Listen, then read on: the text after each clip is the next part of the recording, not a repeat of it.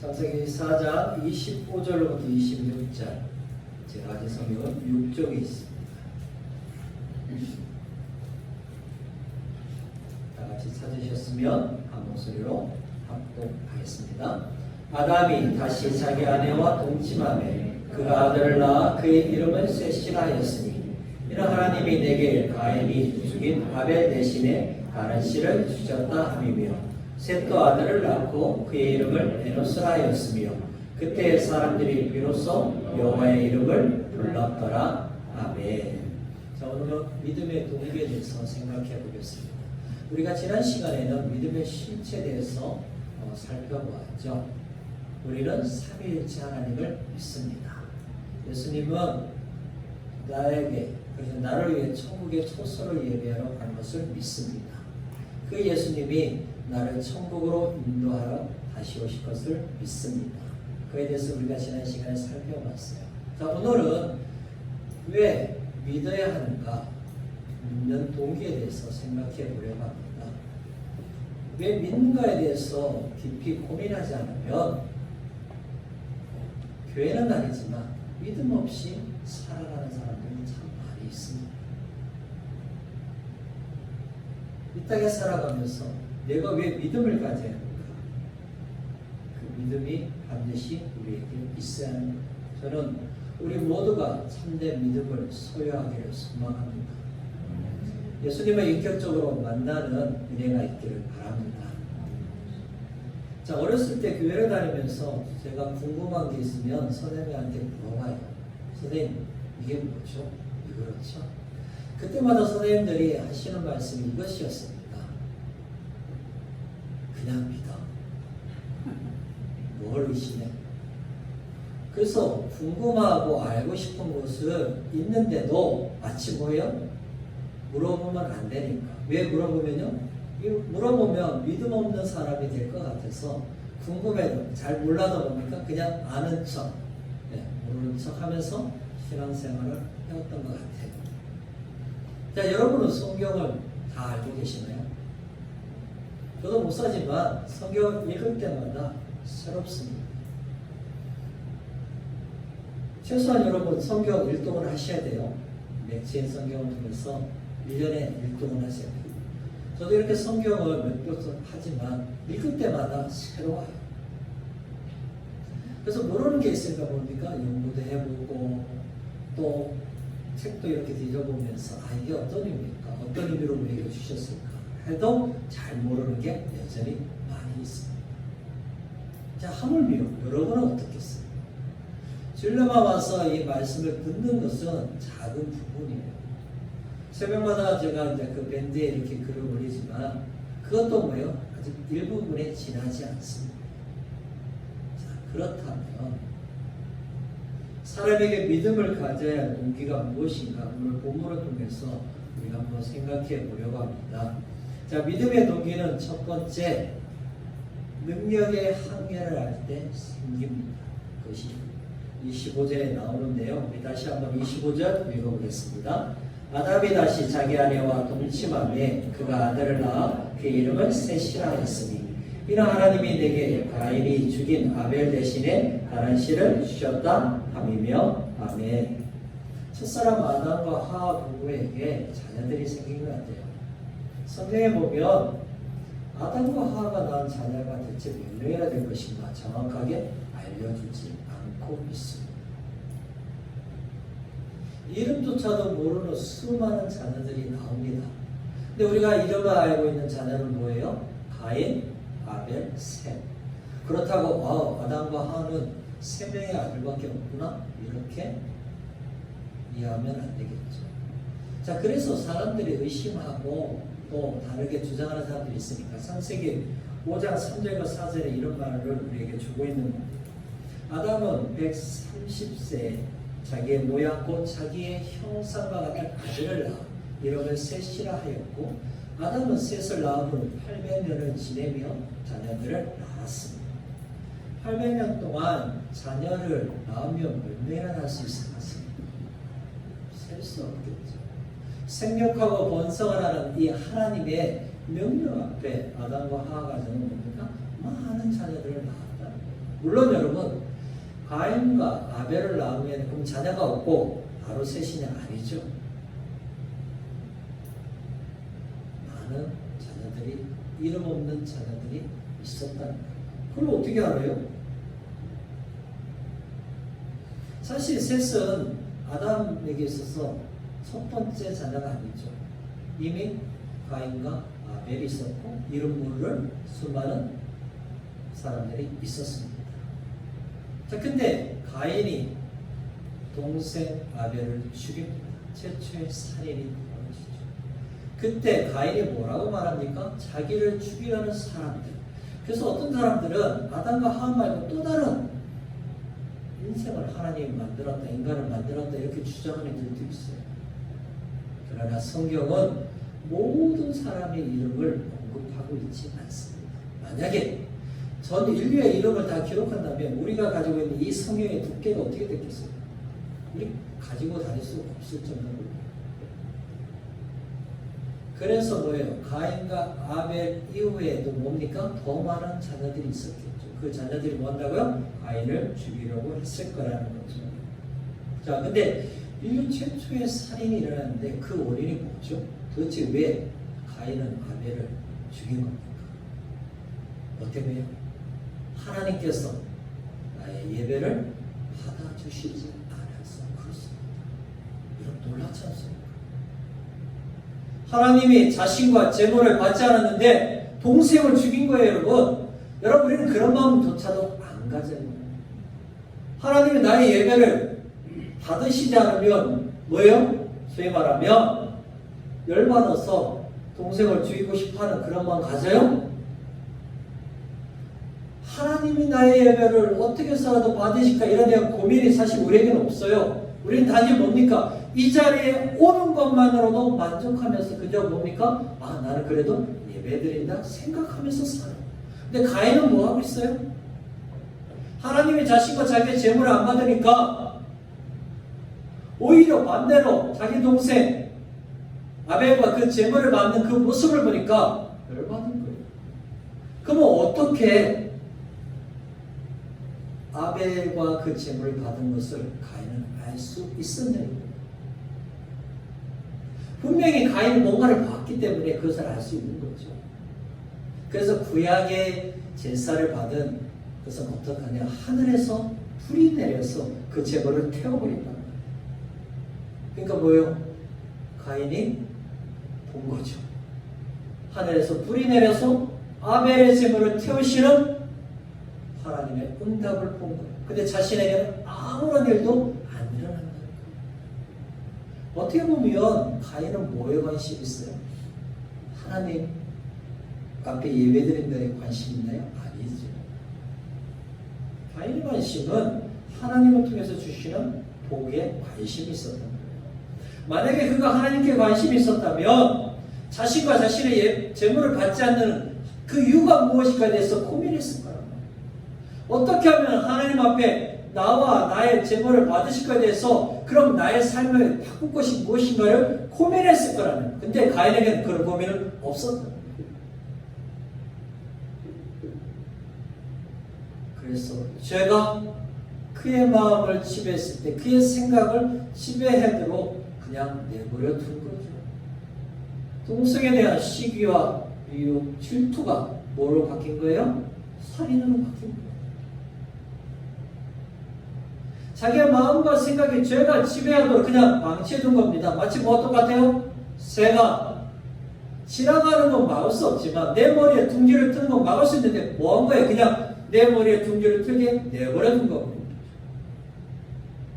자, 우리도 마찬가지입니다. 함께 예배를 드리지만 옆에 있는 사람이 하나님의 은혜를 받고 하나님의 임재를 경험하는 걸 내가 봤어요. 그럼 마음이 속이 좀 불편하겠죠. 그러나 그것을 내 마음에 그대로 방치해둬서는 안 되는 거예요. 그러면 뭐 한다고요?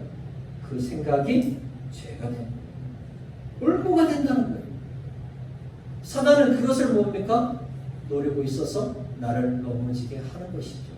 그래서 베드로는 베드로전서 5장 8절에 뭐라고 말하고 있나요? 근신하라, 깨어라, 너희 대적 마귀가 우는 사자같이 두루 다니며 삼킬 자를 찾나니.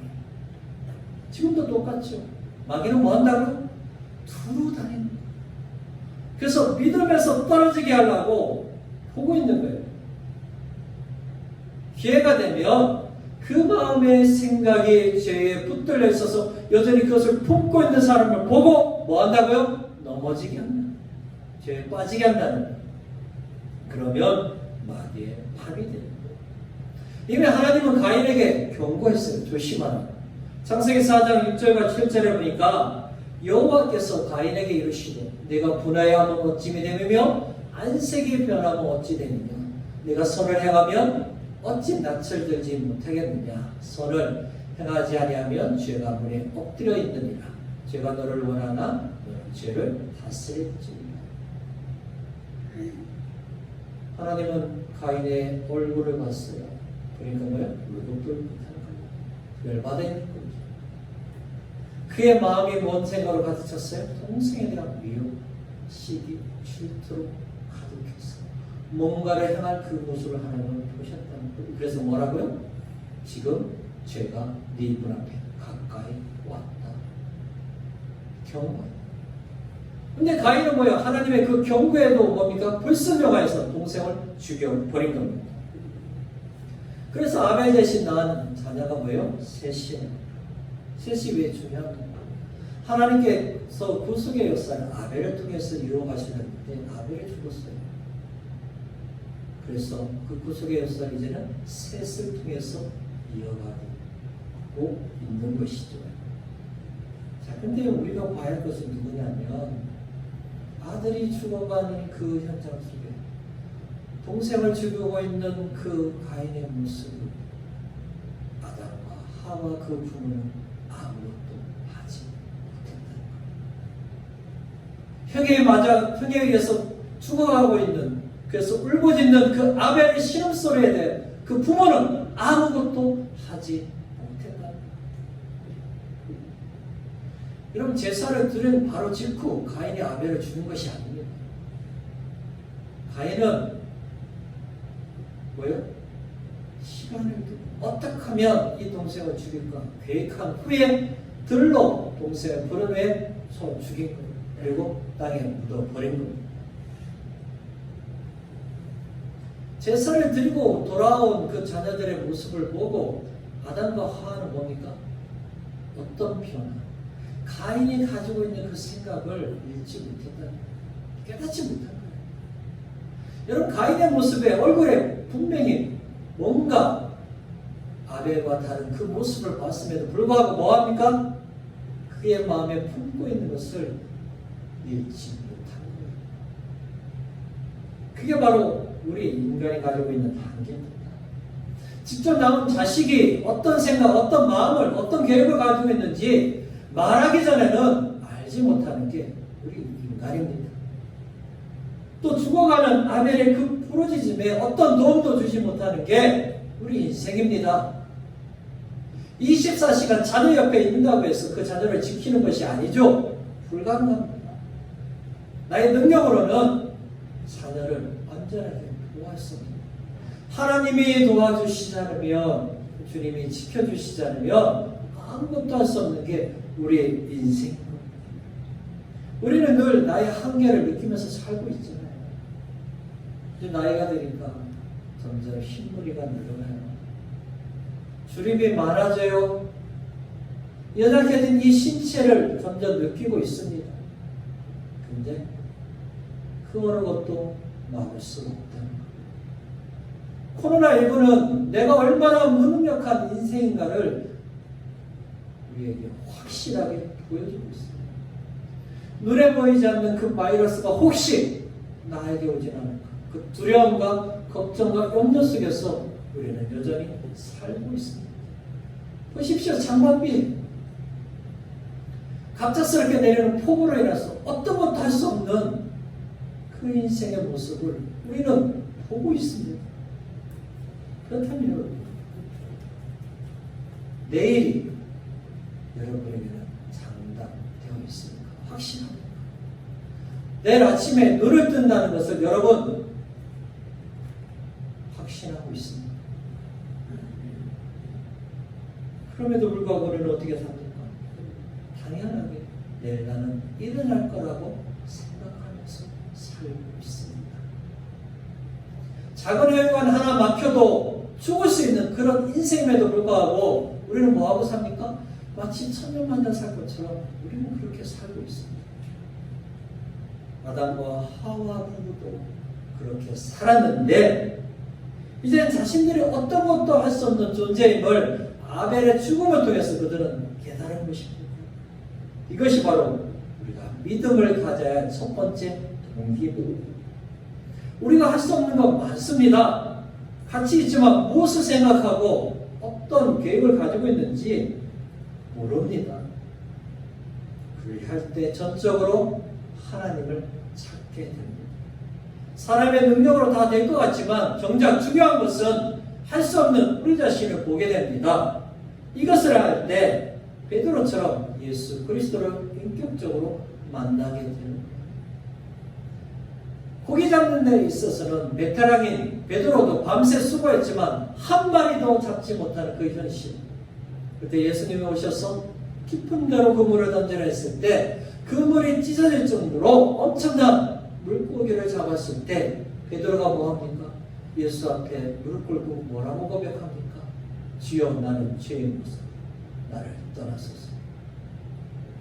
자신의 한계를 인정할 때 인격적인 하나님을 만나게 되고 그때 자기의 자녀와 가정과 자기의 인생을 주님 앞에 맡길 수 있는 것입니다.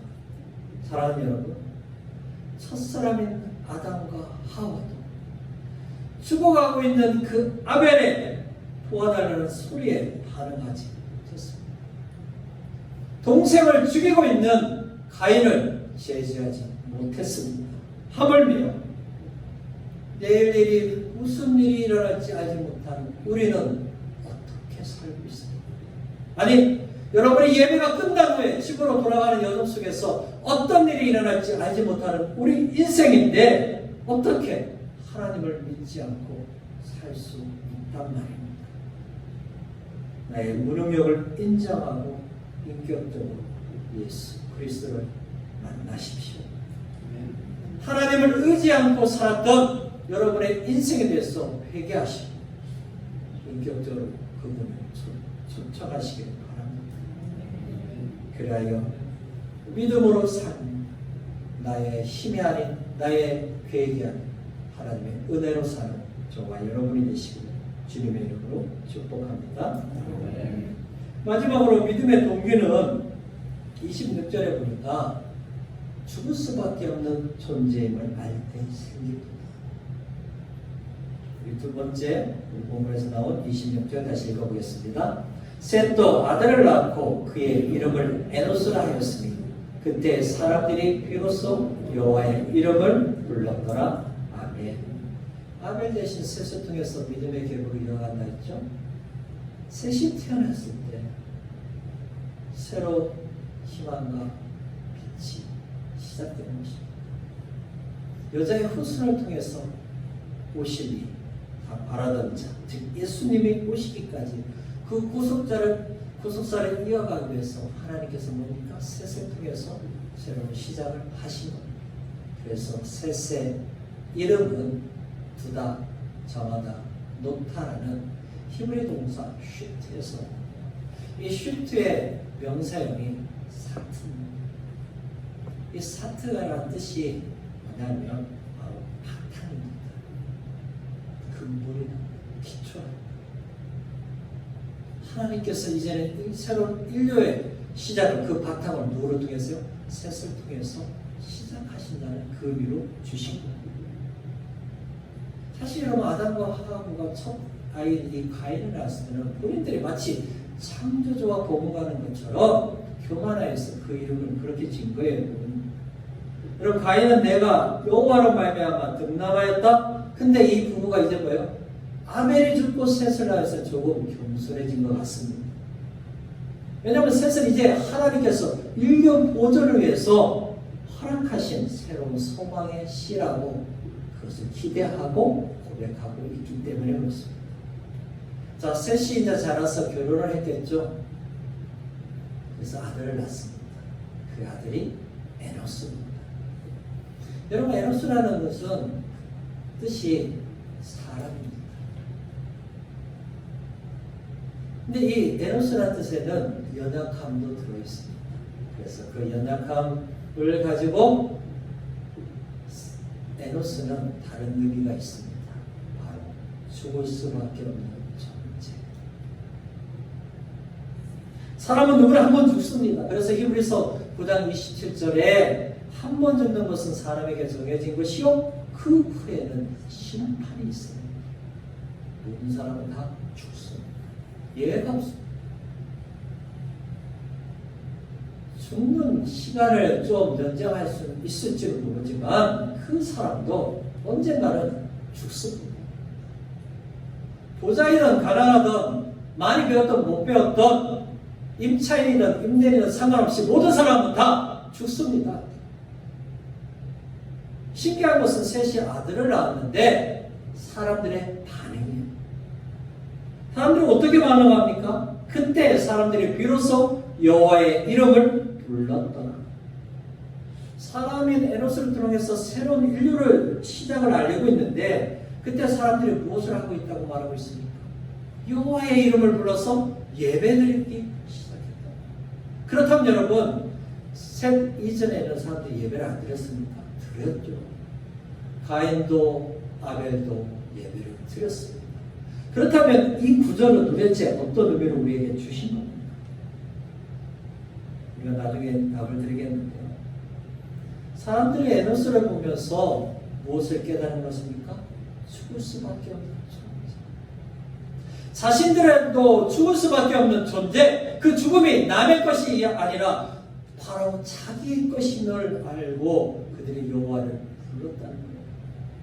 오늘이라도 죽을 수 있는 그 사실을 깨달았을 때 비로소 하나님을 자신의 인생에 초청한 것입니다. 인격적으로 여호와를 부르면서 하나님 앞에 나아간 것이죠. 자, 그들은 나름대로 몇백 년 살고 있었어요. 그러다 보니까 그들에게는 죽음은 아주 먼 이야기랍니다. 근데 셋의 에노스를 낳을 때 뭐를 하게 된 거예요? 연약함을 깨닫게 된 거예요. 누구는 나 다 죽을 수밖에 없는 그런 존재입니다. 그동안 예배는 드렸어요. 근데 뭐요? 형식적인 예배에서 이제 뭡니까? 인격적인 여호와의 이름을 부르면서 그분을 자신의 삶의 주인으로 초청하기 시작합니다. 나의 삶의 주인으로서 여호와를 초대하기 시작합니다. 그래서 그 죽음을 해결할 수 있는 생명의 주인 되신 여호와 하나님을 자신의 삶에 초대하기 시작한 것입니다. 무엇이 달라지고? 예배가 달라지고 삶이 달라지고 죽음이 먼 사람의 이야기처럼 생각했던 그들, 그래서 자신들의 계획대로 살 수 있다고 생각했던 그들에게 죽음, 그것은 여호와 하나님을 인격적으로 초청할 수밖에 없는 그런 현실이었음을 깨닫게 된 것입니다. 아담과 하와처럼 사람들이 자신의 연약함을 알기 시작하자 그들의 한계를 깨닫자 하나님을 전적으로 의지하게 된 것이죠. 그렇다면 여기에서 말하는 사람들은 도대체 누구냐? 그래서 우리는 가인의 후손과 셋의 후손을 구별해야 한다. 여기에서 말하는 사람들은 가인의 후손이 아니라 셋의 후손으로 보아야 하는 것입니다. 그러면 여러분, 셋이 에노스만 낳은 거예요? 아니죠. 이름도 모르는 수많은 자녀들이 있었지만 하나님께서 뭐라고요? 후손의 역사는 누구를 통해서요? 에노스를 통해서 이어가신다. 이게 하나님의 주권입니다. 우리가 사전을 보면 가인의 계보가 나와요. 족보란 말이에요. 보십시오. 얼마나 화려하고 웅장한 역사를 이루어가는 것입니다. 여러분, 그들이 만들고 그들이 했던 일은 뭐냐면 상당히 발달한 문명 사회를 형성하고 있었음을 알 수 있는 도시국가를 만든 거예요. 산업, 예술, 거기에 심지어는 법제도도 어느 정도 수준에 이르렀음을 우리가 보게 됩니다. 그 화려함과 웅장함은 오히려 뭡니까? 세세 후손들을 봤을 때는 부러움의 대상이었을 거라는 거예요. 그렇잖아요. 시골 촌놈이 서울에 오면 뭐예요? 그 화려한 건물, 그 크기에 놀라듯이 마찬가지죠. 하지만 그들에게 부족한 것이 있습니다. 가인의 후손들은 뭐가 부족합니까? 의식도 없어요. 도덕성도 약해요.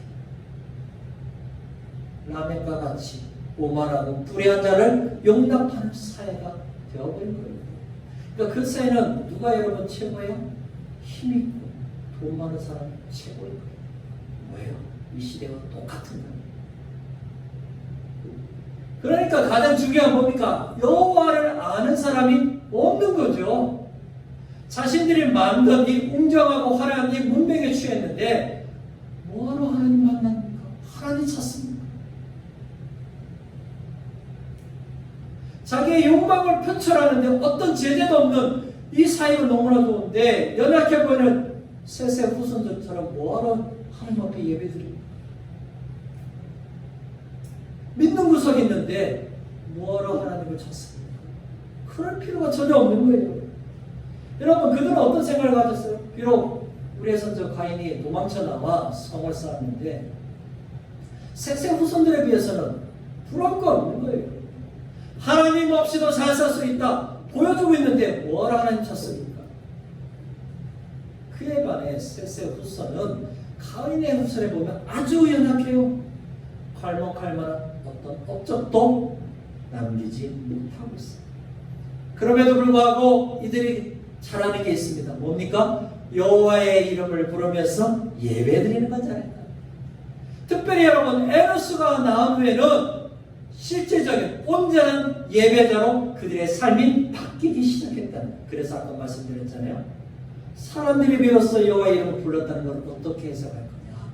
바로 에노스의 그 모습을 보면서 이제는 올바른 예배를 드리는 자로 바뀌어졌다. 이렇게 해석하는 것이 이 본문을 보는 것이 좋겠다 생각이 듭니다.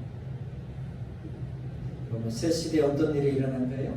하나님께서 자기 예수로 인해서 하나님을 아는 그 지식을 가진 자들이 생기기 시작한 거예요. 그러면 자가 뭘 알게 되면 자신들의 연약함, 한계를 알기 시작하자 인격적으로 여호와 이름을 부르면서 찬양과 기도와 감사가 있는 예배자의 삶을 사는 자들이 생기기 시작한 것입니다. 하나님이 이 사실을 소중히 여겨서 메시아의 탄생을 시킬 씨앗을 세세 후손에게 보존해 주신 거예요. 위대한 문명을 이룬 자들이 아닌 연약하지만 인격적으로 여호와의 이름을 부르는 그들을 통해서 하나님의 역사를 이루어가심을 우리는 주목해야 하는 것입니다. 사랑하는 여러분, 사람은 누구나 죽음의 자리에 서야 합니다. 그 이유를 바울은 로마서 6장 23절 상반절에 말해줬다고 했습니다. 죄의 삭슨 사망, 죄의 결과, 죄의 값은 사망, 즉 죽음입니다. 여러 번 죽는 것이 아니라 단 한 번 죽습니다. 죽음은 끝이 아니라 그 죽음 후에 심판을 있음을 우리에게 말해주고 있습니다. 누구도 피할 수 없는 죽음의 원인이 죄로 말미암아 온 것임을 깨달았을 때 비로소 사람들이 인격적으로 여호와의 이름을 부르며 자신의 삶에 초대하게 된 것입니다. 구약 사람들이 그랬다면 신약을 살고 있는 우리는 어떻게 해야 합니까? 요한복음 1장 12절과 13절에 그 답을 우리에게 주고 있습니다. 영접하는 자 곧 그 이름을 믿는 자들에게는 하나님의 자녀가 되는 권세를 주셨으니 이는 혈통으로나 육정으로나 사람의 뜻으로 나지 아니하고 오직 하나님께로부터 난 자들이라. 아멘. 나의 한계를 깨닫고 죽을 수밖에 없는 존재를 알고 겸손히 여호와의 이름을 불러야 합니다. 죄 문제를 해결하신 분은 오직 예수 그리스도를 믿고 그 이름을 나의 삶에 초청해야 하는 것입니다. 우리는 오늘 하루를 살았다고 말하지만 정확한 의미는 나에게 주어진 삶의 하루를 갉아먹고 있는 것입니다. 그렇다면 여러분은 죽음의 문제를 해결하셨습니까? 그것이 해결되지 않았다면 예수님을 부르십시오. 여러분의 주인으로, 여러분의 하나님으로 예수님을 초청하십시오. 그래야 죽음에서 건진 영원한 생명을 얻는 은혜가 있기를 주님의 이름으로 축복합니다. 말씀을 듣겠습니다. 우리가 왜 예수님을 믿어야 할지 나의 능력의 한계를 깨달았습니다. 내가 죽을 수밖에 없는 인생을 깨달았습니다. 그래서 주님의 필요한 인생임을 고백할 수밖에 없는 것입니다. 보십시오. 여러분, 우리가 만나는 문제 다 해결하고 삽니까? 죽음의 문제 해결하고 있습니다. 자녀가 어렵고 고통 가운데 있는데 아무것도 할 수 없는 그 모습이 바로 우리의 모습입니다. 그런 우리는 어떻게 나의 삶에 여호와 하나님을 초청해야 합니까? 나의 인생에 이 죽음의 문제, 죄의 문제를 해결하신 예수 그리스도를 내가 영접해야 하는 것입니다. 그래야 여러분 인생에 여호와로 말미암아 참된 믿음의 삶, 예배자로 살아가는 은혜가 있기를 주님의 이름으로 축복합니다. 우리 말씀을 기억하면서 찬송가 542장입니다.